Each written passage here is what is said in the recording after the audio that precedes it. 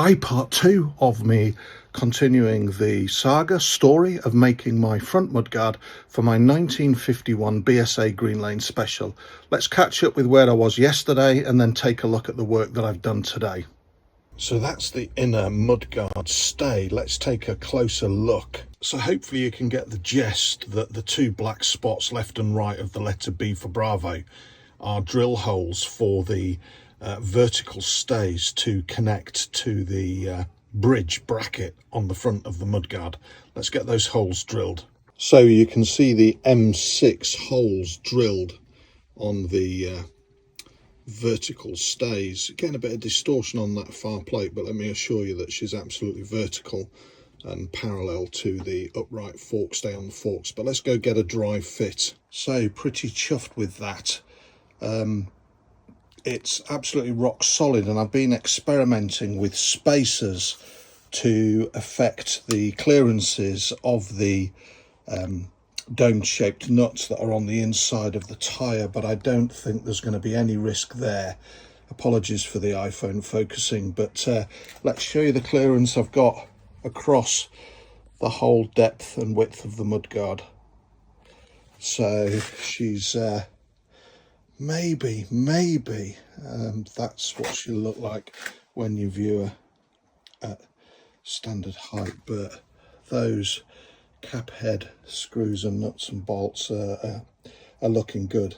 Now bear in mind this is a dry fit with rough spacers, so the black bar you can see here will be profiled on a very light grinding wheel to the radius of the mudguard here, and the spacers that you can see on the inner side on this offside will be profiled and shaped.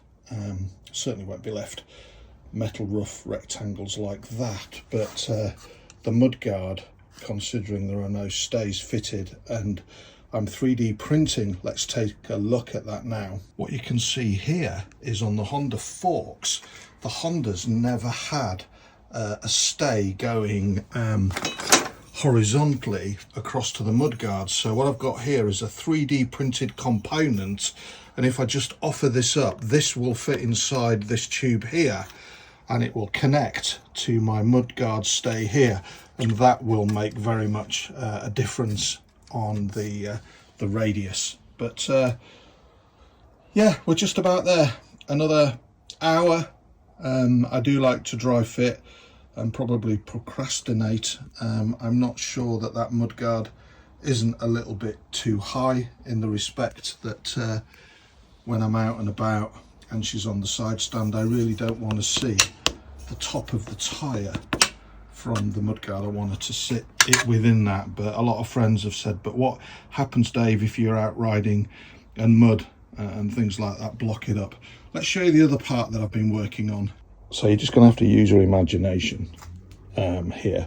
But I've 3D printed a flexible mud flap. So I know this is the top of the mudguard, but it's the same profile at the other end. And I've been experimenting with materials that allow me to print my own mudguards from 1.5mm, which is exceptionally flexible, to 2mm, and the earlier one you saw there was 3mm.